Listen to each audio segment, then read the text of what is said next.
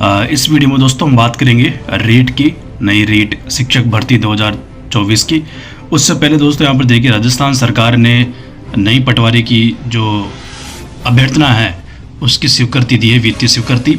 यानी अब राजस्व मंडल से सीधी अभ्यर्थना कर्मचारी चयन बोर्ड पहुँच जाएगी। आचार संहिता के 2-4 दिन बाद ही इसकी विज्ञप्ति कर्मचारी चयन बोर्ड जारी कर देगा। 1963 पदों पर इसकी अनुमति सरकार की तरफ से मिली है। ठीक है, अब बात करते हैं दोस्तों रेट की। तो सबसे बड़ी बात, आज अभी थोड़ी देर पहले भास्कर ने इंटरव्यू लिया शिक्षा मंत्री मदन दिलावर का। रेट को लेकर भी पूछा सवाल, फर्स्ट ग्रेड सेकंड ग्रेड शिक्षा विभाग की नई भर्तियों को लेकर। तो सबसे पहले दोस्तों यहाँ पर देखिए, कल भी बयान दिया था रेट को लेकर शिक्षा मंत्री ने कि जल्द ही हम इस पर फैसला करेंगे। ठीक है, और आज एक बार फिर से बयान, यानी लगातार बयान दे रहे हैं शिक्षा मंत्री। तो शिक्षा मंत्री बोले, कांग्रेस ने एक भी इंग्लिश मीडियम स्कूल नहीं खोला, सिर्फ हिंदी मीडियम स्कूलों का नाम बदला। शिक्षक भर्ती प्रक्रिया का रिव्यू कर रही है सरकार। तो यहाँ पर देखिए, राजस्थान में चल रहे 2000 यानी इंग्लिश मीडियम स्कूलों को लेकर है। तो भास्कर ने इसको लेकर शिक्षा मंत्री से बात की और पूछा कि क्या सरकार Mahatma Gandhi English medium school बंद करने जा रही है, इसके अलावा स्कूलों में खाली चल रहे पदों पर भर्ती कब होगी। ठीक है, तो सबसे पहला सवाल यहाँ पर आप देखिए, सवाल, राजस्थान में जल्द ही नए शैक्षणिक सत्र की शुरुआत होगी, सरकार इस बार क्या नवाचार करने के जा रही है। जवाब, जो बच्चे स्कूल तक नहीं पहुँच पाते हैं या फिर जिनका एडमिशन नहीं होता है, उन्हें स्कूलों में एडमिशन दिलाना हमारी पहली प्राथमिकता होगी। इस बार नामांकन बढ़ाने के साथ ही हम स्कूलों में प्रवेश उत्सव भी मनाएंगे, ताकि ज़्यादा से ज़्यादा बच्चों का एडमिशन हो और ज़्यादा से ज़्यादा बच्चे स्कूलों तक पहुंच पाए। दूसरा सवाल यहाँ पर देखिए, बड़ा सवाल है। यहाँ पर देखिए, लाखों विद्यार्थी इंतजार कर रहे हैं, 15 लाख से ज़्यादा विद्यार्थी। सवाल है, राजस्थान में रेट और शिक्षक भर्ती परीक्षा के लिए लाखों स्टूडेंट्स इंतजार कर रहे हैं, ऐसे में स्टूडेंट्स का इंतजार कब होगा पूरा। तो जवाब, राजस्थान में शिक्षक भर्ती परीक्षा में कांग्रेस राज में काफ़ी घोटाले हुए हैं, इसकी जाँच की जा रही है। इन पिछले रेट की, मतलब रेट का पेपर आउट हुआ था ना, उसकी बात हो रही है। शिक्षा विभाग द्वारा भी नए सिरे से, अब यहाँ पर देखिए, मतलब बयान चेंज कर रहे हैं।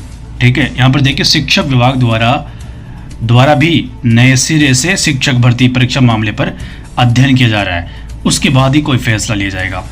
मतलब वही बात जो पहले बोली थी कि परीक्षा पैटर्न, यानी एक पेपर वाली बात, यानी ना तो 2 पेपर जो हो रहा है वर्तमान में पैटर्न वो रहने वाला है, ना ही 2018 में बीजेपी ने 54,000 पदों पर जो निकाली थी 30% वेटेज का, वो रहने वाला है। तो अलग ही पैटर्न बनेगा, ये शिक्षा मंत्री के बयान से लगता है। और शिक्षा मंत्री ने यह भी कहा कि अध्ययन किया जा रहा है शिक्षा विभाग की तरफ से और उसके बाद ही हम फैसला लेंगे। ठीक है, लेकिन अभी कल परसों एक इंटरव्यू दिया था, वहाँ पर शिक्षा मंत्री ने कहा था कि मैं ऐसा कोई बदलाव नहीं हो रहा है, मैंने सिर्फ सुझाव दिया है। तो कन्फ्यूजन मामला है।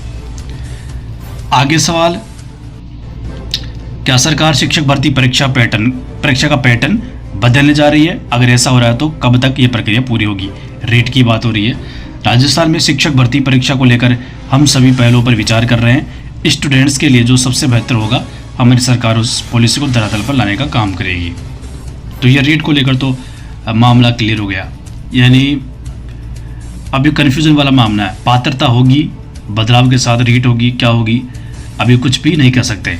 ठीक है, बस इतना कहा शिक्षा मंत्री ने कल के इंटरव्यू में कि जल्द ही हम इसको लेकर एक अच्छा कदम उठाएंगे रेट को लेकर। यानी रेट एनसीटी की गाइडलाइन के हिसाब से पात्रता परीक्षा अनिवार्य है। तो अगर दोस्तों बदलाव नहीं होता है, इतना आसान नहीं बदलाव करना भी, ठीक है, बड़ी मुश्किल है। अगर बदलाव नहीं होता है तो आप मान के चलो रेट की पात्रता परीक्षा की विज्ञप्ति जारी हो जाएगी माध्यमिक शिक्षा बोर्ड द्वारा। उसके बाद क्योंकि पदों का मामला भी उलझा हुआ है, क्योंकि पूरे पद है नहीं, वैसे न्यूज़पेपर में तो आ रहा है, लेकिन शिक्षा विभाग के अधिकारियों से सूचना मिल रही है कि वहाँ पर जो पद है वो फंसे हुए हैं और 30,000 पदों पर डीपीसी भी पेंडिंग है।